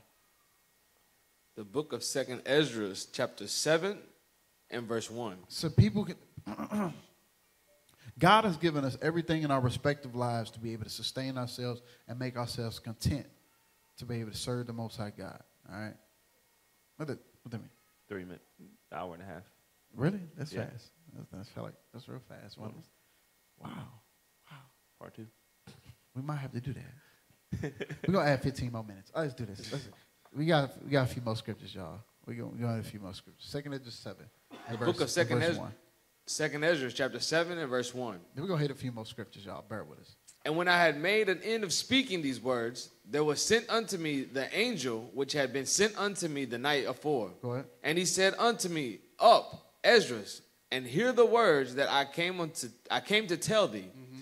And I said, Speak on, my God. Then said he unto me, The sea is set at a wide place. So he's about to talk about parables. The angel's about to declare some parables, some tales. Uh-oh. Some deep speeches. You understand? I believe this is the angel Uriel. Was it Uriel or was it Raphael? No, it's Uriel. Okay. Yeah. I haven't read this in a minute. So it's Uriel. So he's about to give some substance? Yes. He's about to give some substance, things promised, evidence of things not seen, to build your faith. Wow. Okay. I'm glad you said that. Watch this. The sea is set in wide place, that it might be deep and great. The sea is set in a wide place. You understand? That it may be what? Deep and great. That it may be deep and great. In order for the sea to be wide and great, it has to be, it was set in a place where it might be deep and great. Rivers are not like that, correct? Not at all. Go ahead. But put the case, the entrance were narrow and like a river. Who then could go into the sea to look upon it and to rule it? It says, but put the case, the entrance to that sea was what? It says narrow and like a river. And like a river. Rivers are very narrow. But the sea itself is great and wide. It's vast. That it may be deep and great. Vast. But the entrance to that vast is narrow. Read. Who then could go into the sea to look upon it and to rule it? If the way to that wide and great sea was narrow, who can then go through that, look upon it, and rule it? Come on. If he went not through the narrow. If he does not go through the narrow. Go ahead. How could he come into the broad? How can he come into the broad? If you cannot, in this sense, you want to be able to traverse and move through the narrow, that you can inherit the broad. Or in what I like to say, look past the narrow and focus just on the wide and great, the broad. That's what we must do in our respective lives. I think you're cooking on something. I was just thinking about, in 2 Ezra 13, when it, side note, goes into the northern kingdom coming over here. It say they entered into the Euphrates river, the narrow passage of the river, just going to support the fact that the rivers, they're focused on the vast and going through the narrow, though. They're going through that narrow passage to get to the vast. That must be our mindset when it comes to what we're going into with Uriel, giving a sense of this great sea. We're going to have to go through that narrow passage in order to get to the sea for our escape, for our salvation. And I'm glad you said that. It's letting you know that all of us are going to go through petty stuff. The petty stuff is always going to be around you. Right. What does it say in 1 Corinthians 6? I think it's 1 Corinthians 6, I believe. What does it say? Paraphrase. It says, for such you'd have to escape the world. Fornication. You know what I'm talking about? Maybe 1 Thessalonians 5. I don't know. I haven't pulled this in a minute. Watch this, y'all. See, some of this stuff is just like off the muscle. 1 Corinthians 10 and 13. That don't sound right. Yeah, that don't sound right. So where one must escape the world. 1 Corinthians 5 and 10. Okay. The book of 1 Corinthians chapter 5 and verse 10. Mm-hmm. Yet not altogether with the fornicators of this world, or with the covetous, or extortioners, or with idolaters. Aren't those all sinful acts or sinful people? Go ahead. For then must ye needs go out of the world. But if you read from verse 9, it says, I told you not to company with fornicators. But it says not the fornicators or the covetous or the extortioners or the idolaters of this world, because to avoid them, you would have to leave the world itself. So it's saying, what my whole point in pulling that, let's go back to 1 Corinthians 7, 2 Ezra chapter 7. My whole point in pulling that is, you're going to have to go through the petty or the narrow to inherit the kingdom. You're bound to get to reach it or to go through it. It's impossible to escape it. to escape it altogether is to leave the world. Right. It's impossible. You're going to have to go through the petty stuff because such is the way to the kingdom. If you can't go through that, how can you get to the kingdom? But do you have to be a part of it is the question. Do you have to be petty yourself? Do you have to be an idolater, a covetous, an extortioner? Do you have to be a pedophile? Do you have to be any of these things? Do you have to be a furious man that kindleth up strife? A wrathful man with no discretion? Do you have to be that way? No. Hell no. You could just focus on the kingdom. Go back to 2 Ezra 7. The book of 2 Ezra, chapter 7 and verse 5. Uh-huh. Who then could go into the sea to look upon it and to rule it? If he went not through the narrow, how could he come into the broad? This is also another thing. There is also another thing. Uh-huh. A city is builded and set upon a broad field. And then it's about to give us another parable. A city is builded and it's set upon a broad field. Remember, I want you to imagine a broad field with, let me give you something you can imagine that you've seen. The Avengers. What is that movie? Thor. Asgard. There you go. Asgard. The golden city. And it was set on and we can imagine what the God made for us. So I'm just giving you something you can think about. And it was set on a broad field. Go ahead. There is also another thing. A city is built and set up on a broad field and is full of all good things. In that city, everything that is good. Anything you can imagine that is within the laws of God. You understand? Plenteous. No lack of food. No rape. No murder. No pillaging. Everything you can think of. Shoot, most of us are wife that don't talk back. Hot now. Kids that listen all the time. Spaceships, flight, teleportation. Everything you can think of is in the city. The abilities, the gifts, the power, the servants. I want a servant named Jim. Kerry. I want him to make me laugh. That's going to be one of my service names. That's right. I want you to blow yourself up and regenerate yourself. Ooh. Do it now. You can't say that name, though. Right. You can't say that name. Nope. I just want to watch the spectacle. Look at him blow up. Look at him blow up. That's Oh, right. he came back. Oh, praises. Do it again. Watch this. The entrance thereof is narrow and is set in a dangerous place to fall, like as if there were fire on the right hand and on the left a deep water. And one. Let's say, look, think about a glorious city that has everything you need, all the good things, nothing negative, everything that God has promised for us. But it was set on a narrow road where there's adversity on both sides, fire and deep water. Black people can't even swim, so deep water is the one of the baddest allegories you can use. Deep water. Watch this. Jaws. Come on. Yes, sir. And the one only path. And one only path.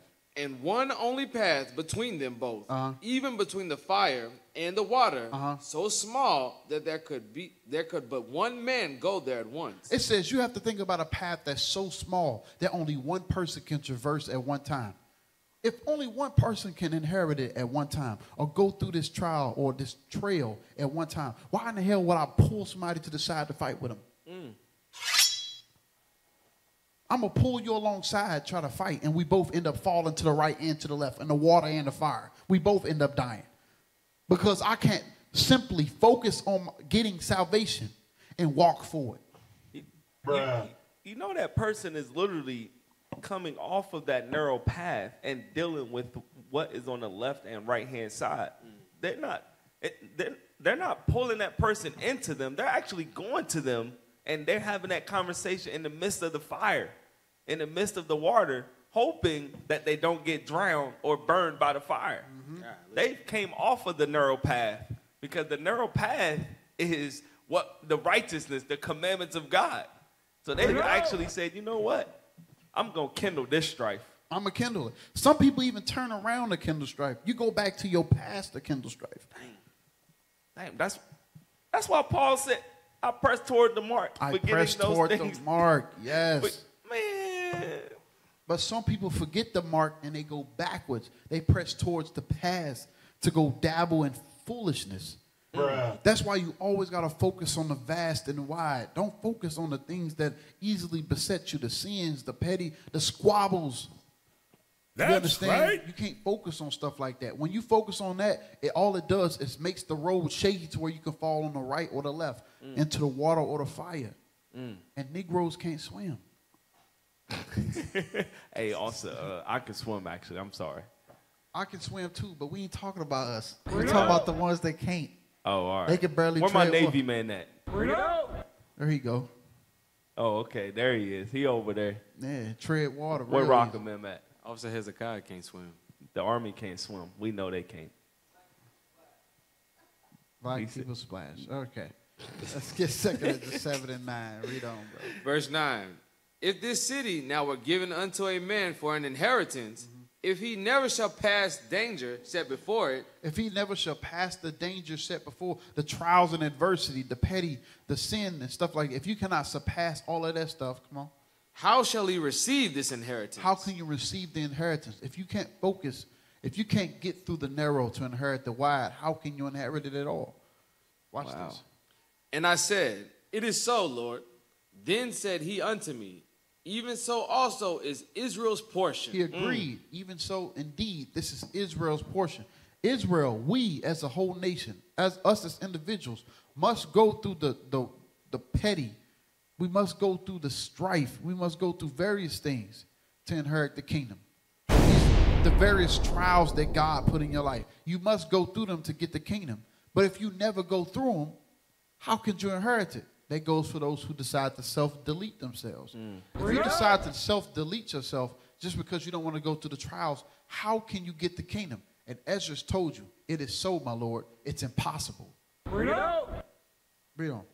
Because for their sakes I made the world. And when Adam transgressed my statutes, then was declared that now is done. It said then was decreed. Decreed that now is done. Judgment is done now. So when Adam decided to transgress through his woman, listening to the woman, the decree went forth that this is now what you must do to get the kingdom. This is what you must do. You must overcome, not go. When I say go through, I mean overcome. That doesn't mean you partake in it. Right. The strife, the gossip, the murmuring, the various sins that easily beset us. These are not things you should partake in. These are things you should overcome to get the kingdom. So while we walking on that narrow path, we're gonna look, we're gonna observe like what's on the left and the right, but that don't mean we go out and we get involved with what we're seeing. Yes. So no man that war entangle himself with the affairs of this world. Correct. Right. Okay. It doesn't make no sense. Why would I'm trying to focus on getting the kingdom, and I decide to pull you to me and say, nigga, let's fight.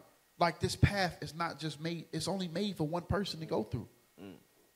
So why not clear a path so you can walk straight behind me or walk straight in front of me?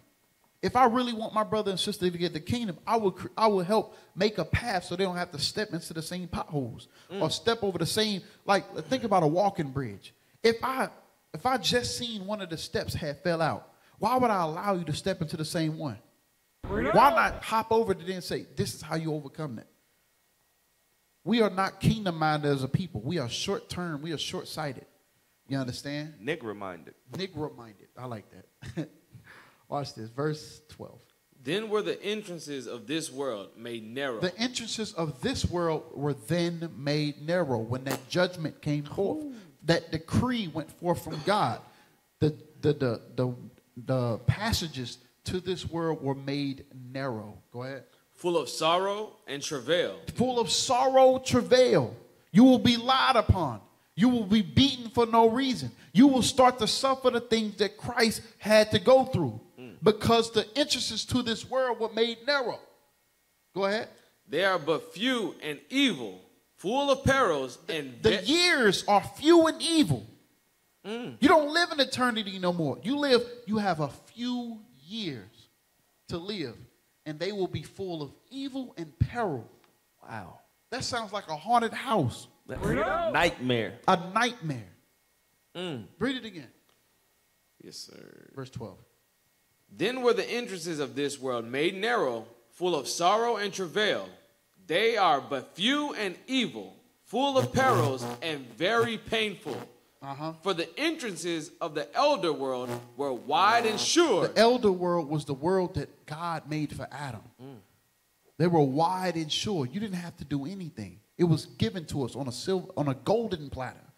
So golden, the gold appeared transparent. Come on. And brought immortal fruit. And they brought immortal fruit. We live forever. Go ahead. If then they that live labor not to enter these straight and vain things, they can never receive those that are laid up for them. Now therefore, why disquietest thou thyself? Seeing thou art but a corruptible man, and why art thou moved, whereas thou art but mortal? Why hast thou not considered in the mind this thing that is to come, rather than that which is present? Why are you not focused on the future, on the vast and wide? And why are you so focused on the present? What you're going through now is but few and evil, full of perils and travail, but you're going to inherit the wide and sure. That's the faith you need to have. But your mortal mind, our mortal minds, are only focused on the things that are happening right now and not on the future to come. That is what the angel Uriel is telling Esdras. That's for we walk by faith, not by sight. That's heavy, man. Man, that's why I don't have time to argue with nobody. I don't have time to indulge in petty arguments, squabbles. I already have trials I already have to endure to inherit the wide and sure. Why stop and take my focus off the goal at hand? Because once I'm taking my focus off the goal at hand, now I'm fighting a battle. I'm fighting a battle with the trials I'm in already and the Negro next to me. Right. So your life is already sorrowful, evil, painful, and now you got to deal with another brother or sister adding more affliction unto what you're already going through. Yes, you're adding burdens unto what you already have. It's no point. Wives do that. This is terrible. Why are you always having me do this? In comparison to the great things you're going to inherit, the dishes is but a light thing, sister. Real quick. Yeah. Oh, my bad. Go ahead. Real quick, got one scripture? Go ahead. Yes, sir. Sirach 4:3. The book of Sirach, chapter 4, verse 3. Add not more trouble to an heart that is vexed, and defer not to give to him that is in need. So we in a perilous life, as is. Why add strife? Why bring contention forth? Why have animosity with a brother? But it said, and defer not to give him that is in need. How about the things that's in need? Brotherly love, right? Being pitiful, courteous to one another. Not adding strife. We already on a narrow path. Right. Let's go back to Sirach. That's right. I'm telling you, yo. This is why I try to keep my mind on the wide and sure. Because the road to it is already narrow. It's already narrow. To hell with it. To hell with anything that is adding, what does the scripture just said? Adding a burden to those who are in need. Not to hell with all that. Watch this. Go to 2 Ezra 7 and verse 17. Yes, sir. The book of 2 Ezra, chapter 7 and verse 17. Then answered I and said, O Lord, that bearest rule, thou hast ordained in thy law that the righteous should inherit these things, but that the ungodly should perish. That's common sense. The righteous are going to inherit the wide and sure. The wicked are going to inherit nothing. Fire and brimstone and a gravestone that says, nigga, you wicked. Watch this. Nevertheless, the righteous shall suffer straight things and hope for wide. But they that have done wickedly have suffered the straight things and yet shall not see the wide. Wait. I hope y'all understand what that's saying. So both parties, the righteous and the wicked, both have to suffer the straight things. But the righteous will still hope for the wide and will receive it ultimately. The wicked are going to suffer the same things the righteous go through and not get nothing. They will not get nothing. Why? Why should I stop and be petty? Why should I stop and do sin when I'm going to still have to go through the same things you go through and not even get the benefits or the wide that you're going to receive, the vast that you're going to receive? It don't make no sense. No. You'll have to be a fool You don't have to be a fool to stop and focus on dealing with the petty and miss out on the wide and vast. Stop being a damn fool. That was on point. Correct. Level 10. Yeah. Level 10. Verse 19. Yes, sir. Verse 19. And he said unto me, there is no judge above God, and none that had understanding above the highest. Go ahead. For there be many that perish in this life. That's a true statement. Nobody has understanding above the Most High God. These scriptures that he gave us, there's no understanding that supersedes this. Watch this next saying. Verse 20 again. For there be many that perish in this life because they despise the law of God that is set before them. They despise the laws of God. They remember to have malice. They remember the strife. They don't abstain from it. They remember everything the Bible tells them not to do. You understand? But they do not remember the commandments of the Most High God, which will help them get the kingdom. That is a wise and sure saying. Read on. For God had given straight commandment. He given what? Straight commandment to such as came. What they should do to live, even as they came, and what they should observe to avoid punishment. It says the only reason you don't get judged is because you despise the commandments of God. I've given you straight. Black people say straight commandment. Yeah, that food was straight. Nah, it's not talking about that. Straight meaning strict. You understand? It's talking about strict commandments. Right? He's given the Israelites strict commandments. And we read most of them in Sirach 28. Nigga, I'm going to remember your sins if you remembering the stuff that brothers done unto you. If you nourishing hatred, I'm going to remember everything you've been doing. Come on. Nevertheless, they were not obedient unto him, but spake against him and imagined vain things, and deceived themselves by their wicked deeds, and said of the Most High that he is not. He don't exist. And knew not his ways. And they did not know God's ways. I'm telling you. And what we're talking about now, the way to avoid being petty or to avoid not being focused on the wide and short is just remembering the commandments. Understand, the commandments equate to the wide and sure. But being petty and holding malice and hatred in and not winking at ignorance, that is the surest way to inherit folly, to inherit nothing, to inherit death and damnation, fire and brimstone. All right? Read on. But his law have they despised and denied his covenants. In his statutes have they not been faithful. Not been what? Not been faithful and have not performed his works. And they have not performed the works of God. Watch this. And therefore, Esdras, for the empty are empty things. For those who are empty, they're not full vessels with understanding. There is no understanding in them. They're empty vessels. Come on. And for the fool are the fool things. And for those who are full are the full things. Understand these things. All right? I got one last scripture. I would do a part 2, but it's okay. It's all right. Hey, also, when it said that in the statutes have they not been faithful and have not performed his works, that means those people who are empty, those people who are unrighteous, they have no faith nor works towards God. That's why they're unfaithful. They have no faith in God. They don't trust in God nor his commandments. That's why they didn't apply them when it came to dealing with strife or confessing their faults or speaking to their brother and not avenging themselves. They had no faith. No faith, and I'm glad you said that. Hebrews 11 and 39. Oh, wow. That's one of the last scriptures, actually. Well, not the last scriptures in this class, but we're going to end it after a few scriptures. Watch this. Hebrews 11 and verse 39. Yes, sir. The book of Hebrews, chapter 11 and verse 30. By faith, the walls of Jericho fell down. Hebrews 11 and 39. Yes, sir. 39. And these all have obtained a good report. There's a comment there. There's a comment. I know we're going to end it, but... And these all, right?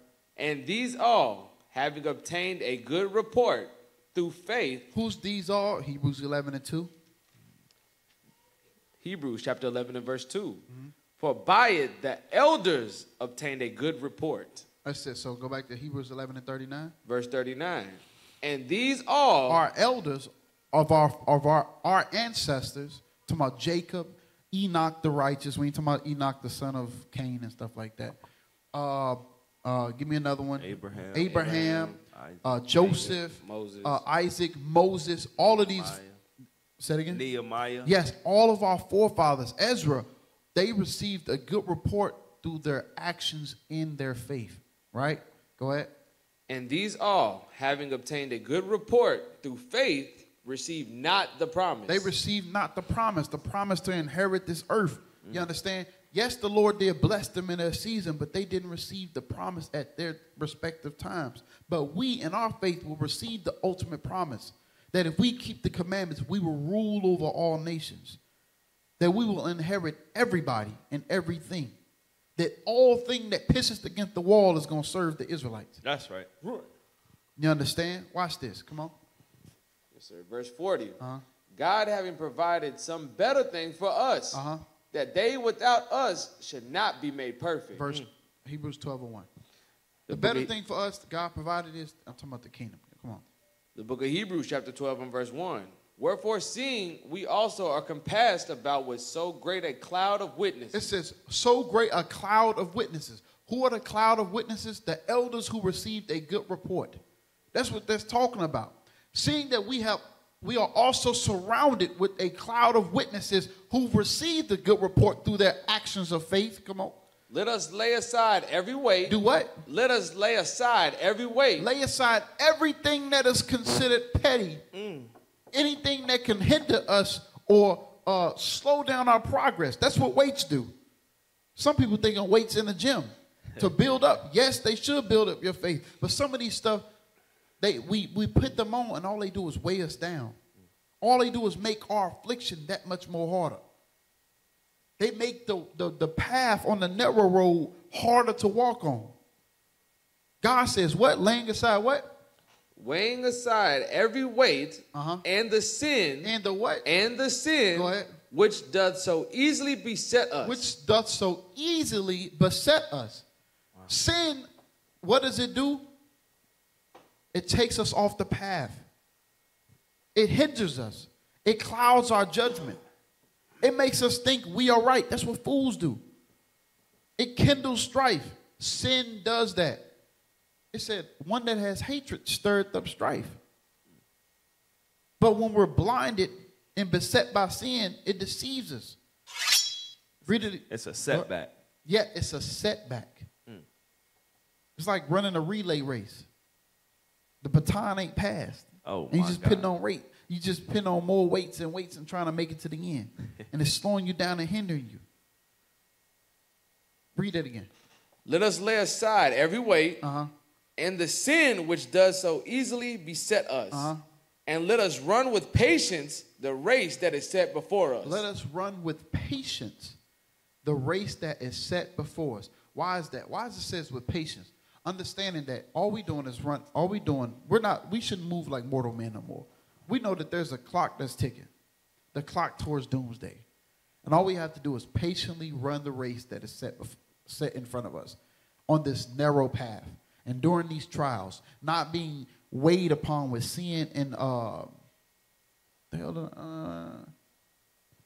sin and the things that easily beset us, which is the petty, which are petty arguments.